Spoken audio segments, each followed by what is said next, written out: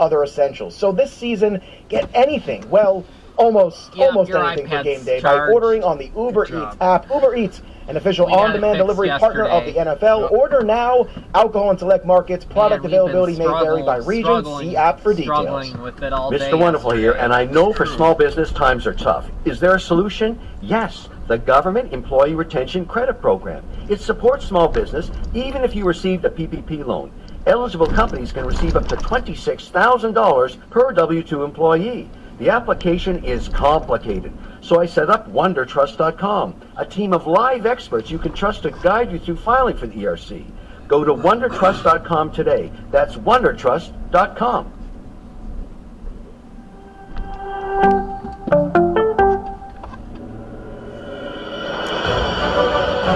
Welcome to Fantasy Football Today, Dynasty. I am your host, Keith Cummings, joined by my good friend Chris Towers, and we are going to break down Week 1 from a Dynasty perspective. It's the first true in-season show of this podcast, Chris, and, we're going to feel around on the way that we want to do this. We're going to talk some waivers. We will definitely talk some trades. We'll talk some Dynasty risers and fallers. But the first thing we have to talk is the fallout from the Aaron Rodgers injury.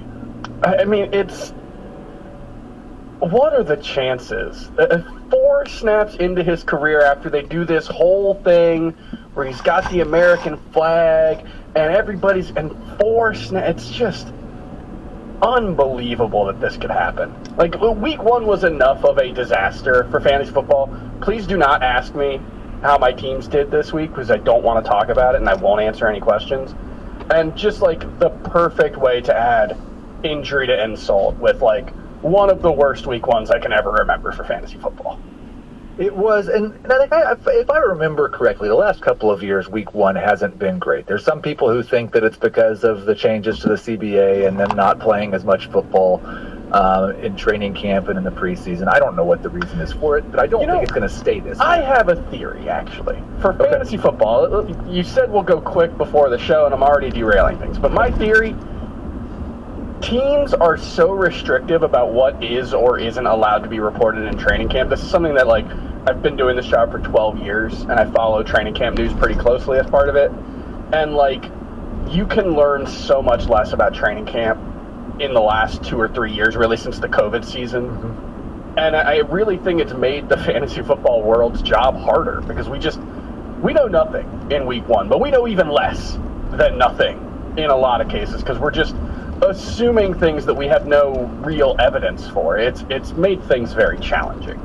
Well, what we do know is that the Jets are not going to have Aaron Rodgers this year, and that changes just about everything. So we always start 3 questions for the guest, 3 questions about the Jets. Chris, should Breece Hall vault right back up to Dynasty RB2 after his incredible showing in Week 1, and now the fact that the Jets are probably going to be a 60% run team?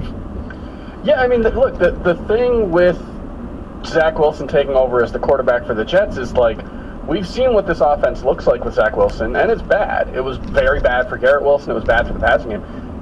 Breece Hall looked like one of the best running backs in fantasy in this offense. So I do think, you've got him 3 to start the season, right? He had Jahmyr Gibbs, Bijan Robinson. That's where he's moved up to this morning. I've started making changes in the rankings, and so it's going to be confusing if you were looking at those while we're talking.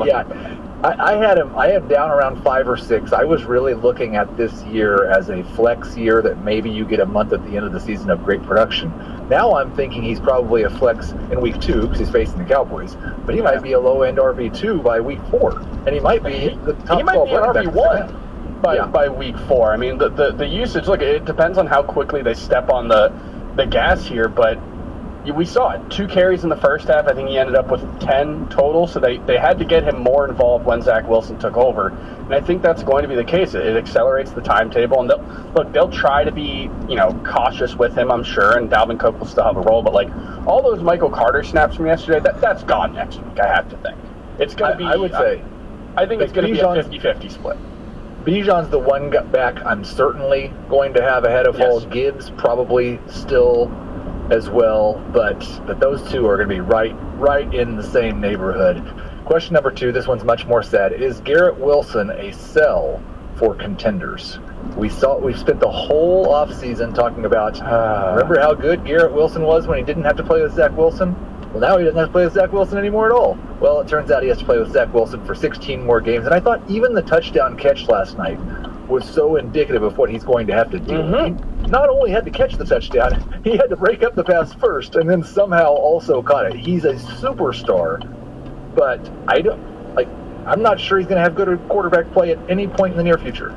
And the issue with Zach Wilson, and look, I don't know, maybe everything we heard out of Hard Knocks and all he's more prepared than he's ever been coming into the season. Maybe that'll turn out to be true. I don't want to write Zach Wilson off entirely, but the issue has been not just that he's not good, but that he doesn't throw to Garrett Wilson. We saw 5 of 21 targets last night. That's like a 24% target share. Given that the volume was that low, that's a really disappointing number, I think. 21% target share to Garrett Wilson last season when Zach Wilson was in the game.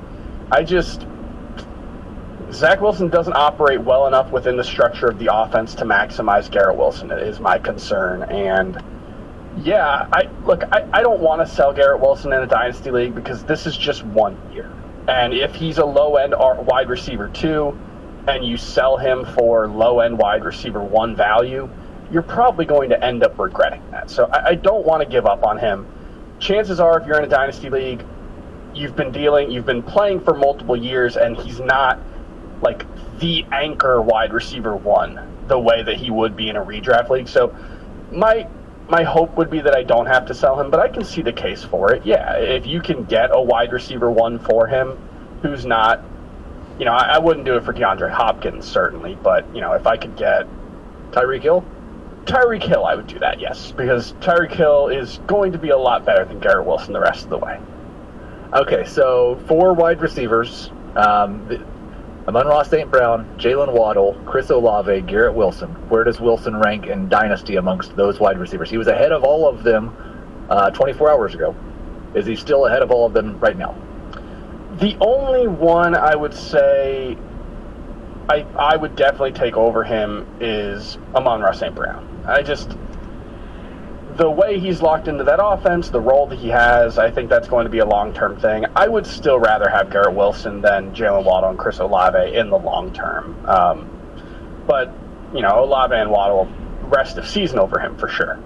The final question, and this is a dynasty question because we don't know when Aaron Rodgers is going to come back, and he's still really young, and young quarterbacks do improve. He's got a great number 1 wide receiver. Is it possible that Zach Wilson is passable, like in the second half of this season? It's possible. I'm still so snake bitten by believing that Josh Allen would never be a viable passing quarterback in the NFL that I never want to write off young quarterbacks. He's 24? Is he even 24 yet? So I think Zach Wilson was 21 when he came into the NFL. So, I don't want to write him off, but no, what we've seen is he's been arguably the worst quarterback in the NFL since stepping on the field. He's lowest on-target rate in the NFL last season, below 60% completion percentage in an era where that basically never happens for quarterbacks. The other part of it is just, this Jets offense really doesn't have that many playmakers. It's got Garrett Wilson. Right. And then it's guys that Aaron Rodgers liked 3 years ago in Green Bay. Randall Cobb played a lot of snaps last night. Allen Lazard played a lot of snaps. They need to get Mecole Hardman on the floor. Mecole Hardman didn't play a single offensive snap, which is just ridiculous. So, yeah, I don't think this Jets offense is going to elevate Zach Wilson, and I certainly don't think Zach Wilson's going to elevate the Jets offense.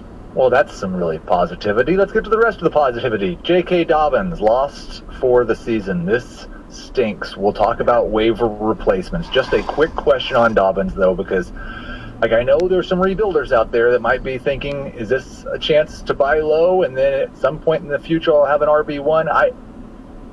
Any hope for that, or is it just if you have him, stash him on your IR and pray, everybody else stay away? I mean, if you play in a league with a 6-round rookie draft every year and you can give up a 5th or 6th rounder, there's no cost there really if you trade for J.K. Dobbins. But no, he's absolutely not someone that I think should be a high priority ad. You're talking about no value the rest of the season. heading into free agency, coming off the worst injury that a running back can suffer, so he's probably going to get let's say 1 year, $2 million deal somewhere with no guaranteed money. Probably not going to be particularly useful next season. Maybe he spikes towards the end of the season like we saw with Cam Akers in his first year back. But no, unfortunately, I think J.K. Dobbins' days as a viable fantasy option are done after this. Yeah, and they really, there weren't very many of those days. Yeah, unfortunately. It's very sad. Greg Dulcich expected to miss multiple weeks. Same hamstring that he hurt earlier in training camp. This is probably a bad sign for this year for him. 2 questions with this one. Any interest at all in streaming Adam Troutman, who I think had 5 catches, definitely had at least 5 targets in their first game? And then are you holding Dulcich, still hoping that he might be a tight end 1 late in this year or in 2024? There were already some pretty bad vibes with Dulcich's role in Denver, Sean Payton. I mean, we saw Lil Jordan Humphrey play significantly more than Marvin Mims. Sean Payton is doing the I'm a former head coach who's only going to trust guys that I've played with before thing, at least early on. And the thing with Dulcich is not just that it was an injury he dealt with in training camp. He also missed the first 5 games of his rookie season with this same injury to this hamstring and the final 2 games of his rookie season. So this is a recurring injury now. I would like to hold on to him, but in redraft leagues, I'm certainly dropping Greg Dulcich. I don't think he's worth stashing because I already had questions about his immediate role. In Dynasty, I think he's still talented enough, but he's not such a can't miss that, like Luke Musgrave is probably rostered in all Dynasty leagues, but if he wasn't, I would rather have him than Greg Dulcich. Yeah, I think that's right. I think Dulcich stays inside the top 20 tight ends, and I do still have, listen, we're just shuffling through guys we're hoping might be top 12 this season, and Dulcich might be that guy as well. But he's someone that ranks pretty high on my tight end 2 list to keep on the roster. I do have a roster with Mark Andrews, David Njoku, Chigo Okonkwo, and Greg Dulcich. Really thought I was covered at tight end. I think they combined to score 6 fantasy points in week 1. So looking forward to some improvement moving forward from that group. Deontay Johnson expected to miss multiple weeks. A guy that I have on the Dynasty waiver wire that I'm really trying to keep this to, guys who aren't rostered in that many leagues. Allen Robinson was rostered in less than 5% of leagues, Chris. Not the type of player that anybody was holding and stashing and hoping he was going to be better in the future. And pretty heavily involved in the offense. Jacob Gibbs did a good job earlier in the week. I guess it was yesterday. That was the only earlier in the week. Talking about how George Pickens is still pretty much just running go routes, corner routes, post routes. I don't know that this injury is going to change that because I'm not sure Pickens can run the other routes successfully. How concerned are you about Deontay Johnson? And then is Allen Robinson actually someone we might add and consider using? Is he going to see all those targets? So Allen Robinson was already involved before the injury. So the guy who actually stepped up and was playing more snaps and had 6 catches himself was Calvin Austin. Now, I think the average depth of target was 3.8 or something. So so definitely Deontay Johnson's targets. Well, actually, so the thing that was really frustrating is, in the preseason, Deontay was getting a little bit more downfield work. I think his average depth of target on the three or four targets that he had before the injury was 13 yards down the field. So there was a lot of talk out of Pittsburgh Steelers camp about them being more aggressive. I would rather take a chance on Calvin Austin than Allen Robinson if I'm betting on anyone, just because I think this offense, 1, I think Allen Robinson's washed up. 2, I never bought the Steelers offense taking this big step forward. So I'd rather bet on the young, dynamic guy with the ball in his hands to at least have a chance rather than Allen Robinson. We know what he is. So I'd rather take a chance on Calvin Austin. The guy who may become something someday as opposed to the guy who's probably not going to be anything anymore. Who hasn't been something in 4 years, yeah. Speaking of which, we do have, of course, and I think you guys have all seen it now, it's confirmed. We talked like it was already confirmed, but Aaron Rodgers has suffered a complete tear of his left Achilles tendon. He is out for the season. It is currently Zach Wilson's show. I've seen some talks about maybe the Jets add Carson Wentz. Maybe they bring back Joe Flacco. I think they're going to make every effort to see Zach Wilson start the rest of this season. but it could be somebody else, and it could be that whoever that somebody else is better for Garrett Wilson than Zach Wilson is, because that's been the case for most of their careers together. Let's take a short break, and then we'll get to some Week 2 waiver ads for Dynasty Leagues. We are back, and I just, before we get into this, Chris, I want to kind of tell the audience, because I understand, and I hope you understand the complications of putting together a list of waivers for Dynasty Leagues. Some of these leagues go 40-man rosters. There are also 10-man Dynasty Leagues with 20-man rosters. There's a wide range of who might be available. What I'm going to try to do this week is mostly keep it to guys that are rostered in less than 10% of leagues. There will be a few exceptions. Mostly keep it, and I'm not going to include the rookies that are in less than 10% of leagues. I will ask you, though, as we're doing this show, when you think about it throughout the week, if you think we need to be a little less deep, a little more deep, please let us know. You can let us know on Twitter. You can let us know in the comments here. You can send us an email. We want to make sure that we're helping you guys the best we can. We know that you guys is not one individual thing. It's a whole bunch. So at the quarterback position, we've got two guys below 20% rostered. And I think Mac Jones in all two quarterback leagues obviously rostered. One quarterback leagues, though, last year was a pretty rocky one for him. Mm-hmm. So there's some shallow leagues. He's 16% rostered in CBS leagues. That was a big game against the Philadelphia Eagles. He threw it way more than any of us thought that he would.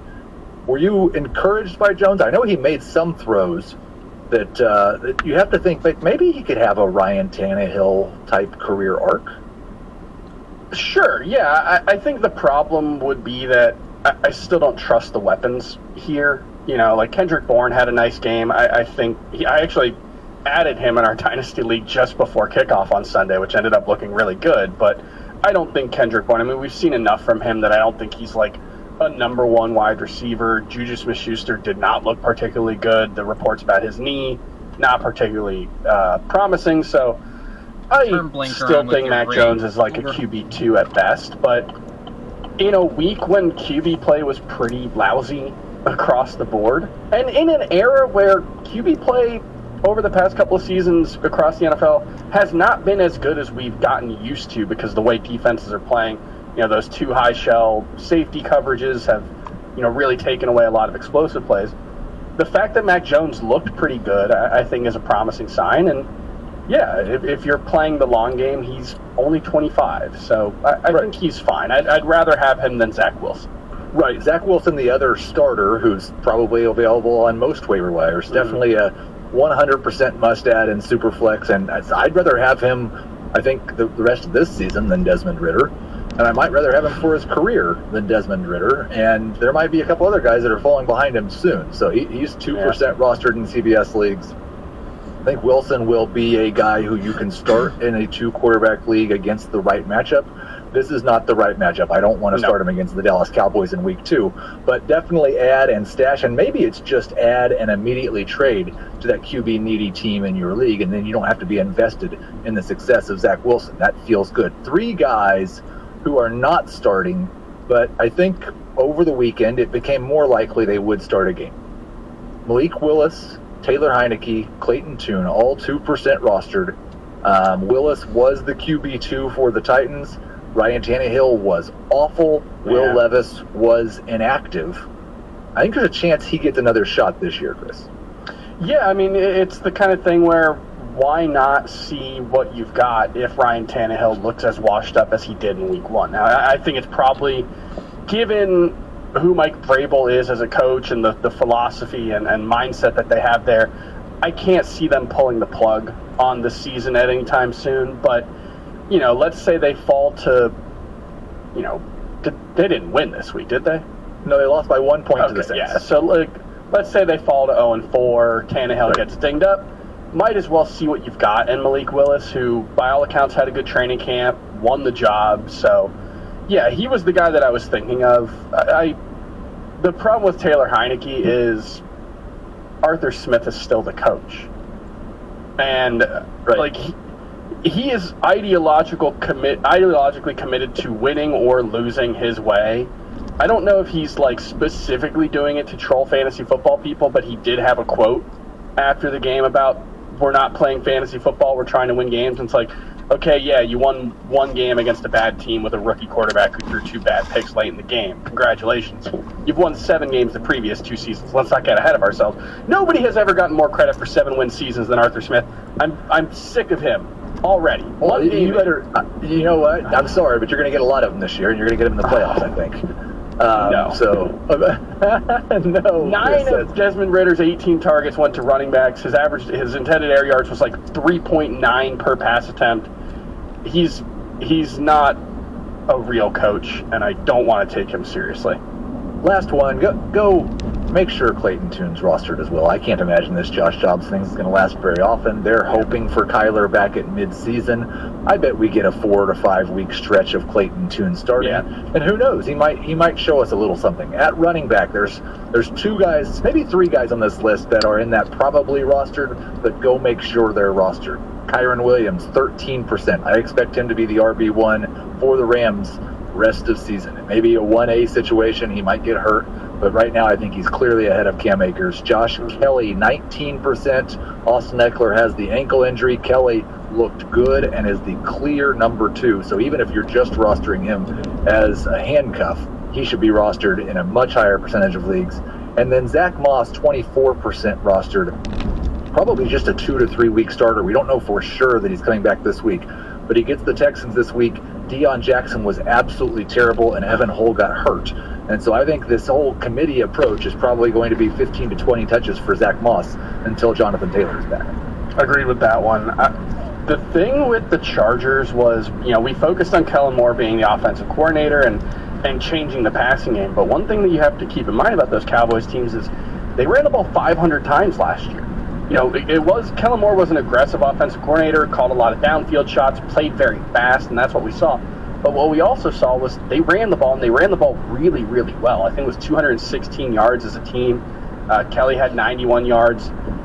If Austin Eckler doesn't play this week, I think Josh Kelly's a top 15 running back for fantasy. So, and if he plays this well as he did in Week 1 in an RB2 role this season, there's a good chance Austin Eckler's not there next year. We could be back to the pre-Melvin Gordon fall-off days when Austin Eckler was a must-start fantasy option and a top 5 guy, but there could be contingent value for Joshua Kelly the rest of the way where he's a flex starter if you're desperate. So I was very encouraged by what we saw there. And then Kyren Williams is just... There's something with Cam Akers and Sean McVay where Sean McVay says the right things. He's got a little of that Pete Carroll in him. It's a volatile relationship. Sean McVay's got that Pete Carroll in him where he's always positive when he talks to the media. Like, the guy never says a negative thing about anything. And that's the case when he talks about Cam Akers. He's like, this is a really important guy for our offense. He's going to be a centerpiece. And then he plays 4 of the first 8 snaps, and then Kyren Williams plays 22 straight snaps to close out the first half. Kyren Williams had more carries than Cam Akers heading into the fourth quarter as well. I think he's the clear lead back. Not the clear lead rusher, but the clear lead back. The only cold water that I will throw on Kyren Williams is this team has not thrown to their running backs in years. They did not throw their running backs in Week 1, and we still think they're probably bad. So it might be a lead back on a bad offense with no pass-catching role. So I wouldn't go break the bank on Williams if he was on the waiver wire. I believe in the Sean McVay era, no team has thrown to their running backs less than the Los Angeles Rams. Especially if you take away the first year of throwing to Todd Gurley a bunch, because they did that 1 year, and then they just completely stopped it. 3 guys who are below 5% or below. Rico Dowdle, the clear number 2 running back to Tony Pollard. I think if something happens to Pollard, Dowdle is going to be the guy, and so he's 5% rostered as just strictly as a backup. He should be rostered in more leagues than that. Justice Hill, 3%. I dropped him in probably 3 or 4 different dynasty leagues when we got to roster cut down day just 2 weeks ago. Well, that felt great. I think he's the best running back on the Ravens rest of season. Now, I'm not saying they won't add somebody else who will be better, but if you were staring at a league, Chris, where Gus Edwards, and he's not really available probably in most dynasty leagues, but Gus Edwards, Justice Hill, and Melvin Gordon are all available on waivers, who are you adding? I would probably go with Gus Edwards. Smart people have made the Justice Hill case, so I don't want to write it off, but Gus Edwards started 3 of the 4 drives after Dobbins left the game. Justice Hill has been in the NFL since 2019. He has 1 game with 10 carries in his career. Yeah. He did get the 2 touchdowns this week, which was great, but you're not going to get points for that moving forward. And my concern is that he's going to be, a 6 to 8 carry, 2 to 3 target guy. And at least Gus Edwards should have, double-digit carries most weeks moving forward. So I would rather have Gus Edwards this season. I think there's almost no 2024 and beyond value for either of those guys. No, not for them. And you don't think there's any chance that Melvin Gordon comes in and all of a sudden is Latavius Murray or Devontae Freeman? Well, yeah, I think that is a chance, yes. But I think that also says the level of excitement and interest you should have. Is the thing about this Ravens offense is really since that Mark Ingram year where he caught 5 touchdown passes and scored 15 total, I think. Am I remembering that correctly? That was Mark Ingram, right? Yeah, that was Mark Ingram. All right. After he left the Saints. Yeah. Yeah. This really hasn't been a particularly good offense for fantasy running backs. And we were hoping that would change with J.K. Dobbins and Todd Monken taking over as offensive coordinator. Now I just think it's going to be a gross committee, and there's like RB3 upside in any given week, but not a lot more. And I will say, and this was a tiny sample size, so don't take too much from it yet, but the thing about their prior offense was that it generated 5 yards per carry for almost every running back who played in it, it seemed like. That was not the case in week 1, and it's not the same offense. Lamar Jackson didn't have a designed quarterback run in the first 2.5 quarters, so I'm not so sure that it's even going to be an efficient offense for running back. One more name at running back for deeper leagues, Chris Rodriguez. Had 1 fewer touch than Antonio Gibson. Gibson had a fumble. Ron Rivera has had a love-hate relationship with Gibson. I think it's at least possible that we're a week or 2 away from this being a split between Brian Robinson and Chris Rodriguez. So I'd like to add Rodriguez in deeper leagues. Yeah, I think that's fine. I was hopeful for Antonio Gibson. That red zone, it was a red zone fumble too, so that hurts even more. The usage was very discouraging for Antonio Gibson. Absolutely. Okay, let's move on to wide receiver and the name that everybody's been saying in the chat since I said the word waivers. Puka Nacua. I know for a lot of you in Dynasty Leagues, he was drafted in the 4th or 5th round, or he was picked up right before the start of the season. He's still only rostered in 10% of CBS leagues. There's still a lot of people in the chat saying, how much do I spend in waivers on him? I think we need to start with, Chris, like, what type of role do we think he has the next 3 weeks? And then we go into what type of role does he have with Cooper Kupp? And then maybe the bigger question, because I think Gibbs has been big on this as well, he did have some numbers in college that suggested elite upside. Do you think he has elite long-term upside as well? So take it kind of in those 3 stages. Elite upside's a tough question to answer. He's a 5th-round pick, but he's already, this is already the best debut for a 5th-round pick ever, probably. So, he's already beating the odds. Matthew Stafford looked amazing this week, looked like last year never happened, which I thought it was an under-discussed storyline coming into the season, that he wasn't throwing in training camp last year.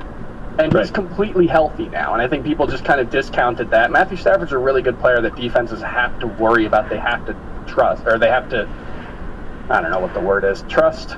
It's too early in the morning for this. Yeah, defenses don't have to trust Matthew Stafford. They have to respect. They have to respect Matthew Stafford. That's the word I was looking for. And look, Tutu Atwell and Van Jefferson are pretty good deep threats. So I really liked what we saw from Puka Nacua. I really liked what we saw from the offense. I think he could be... I've got him ranked as a wide receiver 3 for week 2, and that's not as aggressive as I wanted to be. So I could absolutely see him being a top 20 wide receiver the rest of the time that Cooper Kupp is out. And the fact that he played a bunch outside, it wasn't just like playing the slot and running option routes and stuff like that. That suggests to me that he's going to still be on the field when Cooper Kupp comes back. They really like him. He's a great after the catch guy. He showed some downfield abilities. Matthew Stafford overthrew him on what could have been a 40-yard touchdown late in that game as well. He had a huge game. It was very, very close to being an absolutely monster game. So I've got Puka as a borderline number 2 wide receiver this week, so I think he's a start for the next 3 weeks. I think the upside is what we had with Robert Woods and Cooper Kupp after Cooper Kupp became the clear number one, not when they were both borderline top 12 wide receivers. And that's the thing is, he was a useful rusher in college as well. So that's something we've seen Sean McVay use Cooper Kupp in that role, but obviously Robert Woods was getting like 20 carries per season at his peak with the Rams. I think he could see that kind of usage as well. He's the top priority. If you're not desperate for something this week, he's the top priority on the waiver wire. In redraft or dynasty, if he's available, and if I don't need a running back, that's the only thing. If I don't need a running back for week 2, Puka Nacua is by far the top priority. In redraft, I'm thinking 20% of my fab. Yeah. In probably dynasty, more than that in a deep dynasty league. Yeah, absolutely. Yeah. Because there might not be another player in a deep dynasty league who has this kind of clear, immediate role. I've got 5 wide receivers under 5% roster rate, Chris. Rank them and then sell me on why one is number 1 for you. Josh Reynolds, Allen Robinson, Kendrick Bourne, Tutu Atwell, Demario Douglas.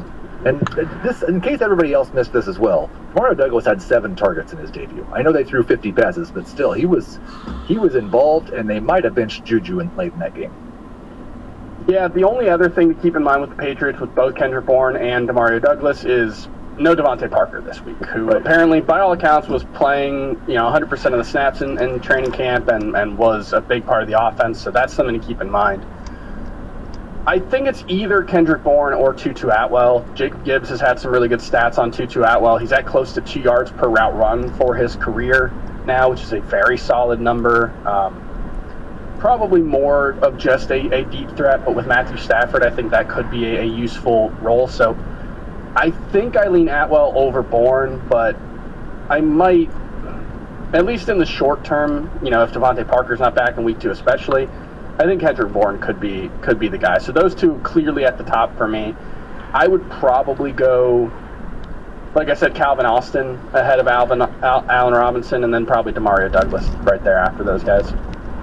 I do think like that Jared Goff, Josh Reynolds connection, we've seen that flare up in the past. I think as a short-term starter, it's possible that he's the best of these guys. I think Robinson could be okay as a short-term fill-in. But I like for the bench, it's Tutu or Demario Douglas. Both of those guys have some pretty interesting appeal to me. We've seen the Patriots take a wide receiver multiple times that nobody thought was going to be heavily involved and throw it to him 120 times in the season. So the one thing to point out with Kendrick Bourne, he was in the doghouse last year. They were not happy with him. He barely played at times. He was really efficient in 2021, his first season with the Patriots. He had 800 yards on like 90 targets, I think. So I think he could be, a useful, like, it's not going to be a reliable option, especially in PPR, but I think he could be someone who has 6 or 7 useful weeks throughout the season. Yeah, let's get over to tight end, where 6 or 7 useful weeks might make you a top 10 tight end. It might make you a top 5 tight end this season. What an absolute disaster.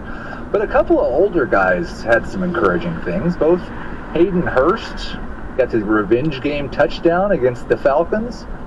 And then Logan Thomas actually led Washington in target share. Of all the things that I thought Eric Bieniemy might bring from the Kansas City offense to the Washington Commanders, throwing the ball to Logan Thomas 27% of your pass attempts was not it. But it wouldn't be the first time that Logan Thomas surprised everybody and had a fantasy-relevant season, at least until he gets hurt. And then Kylan Granson with Jelani Woods on IR. Mo Alley Cox got banged up in this game. Granson was the top tight end target for Anthony Richardson. Shane Steichen's offense has, in the past, featured a tight end pretty heavily.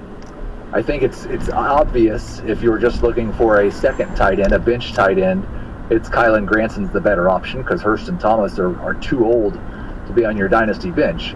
But do you have any interest in streaming Thomas or Hurst this week? Thomas probably more so than Hurst. It was the Panthers' offense was weird. It wasn't as concentrated as I expected it to be. Especially like Hurst only played, I think, ran around on 64% of the pass plays. That was a little discouraging. Whereas Logan Thomas was 79%. This was a very concentrated offense and 11 personnel for the Commanders pretty much every snap of the game. So I do think I would prefer Thomas to Hurst, even though Hurst did get the touchdown. Hurst has, Mingo we expect to be better moving forward. DJ Chark wasn't there. I really thought you'd be doing injury. I thought you'd be doing some Mingo victory lapping this morning. Just like I thought that was all. What more confirmation bias do you need? Week one is, if nothing else, an exercise in trying to avoid confirmation bias for me. I really work hard to not do that. And look, it's his first game. I had a lot of questions about the fact that Jonathan Mingo couldn't beat out non-NFL players in college for targets, and then he was going to beat out NFL players in the NFL. Week one wasn't a great sign, but he also didn't play a full complement of snaps, so I don't want to victory lap there. I think maybe there's if he was better, he would have played a full complement of snaps. Perhaps there is more.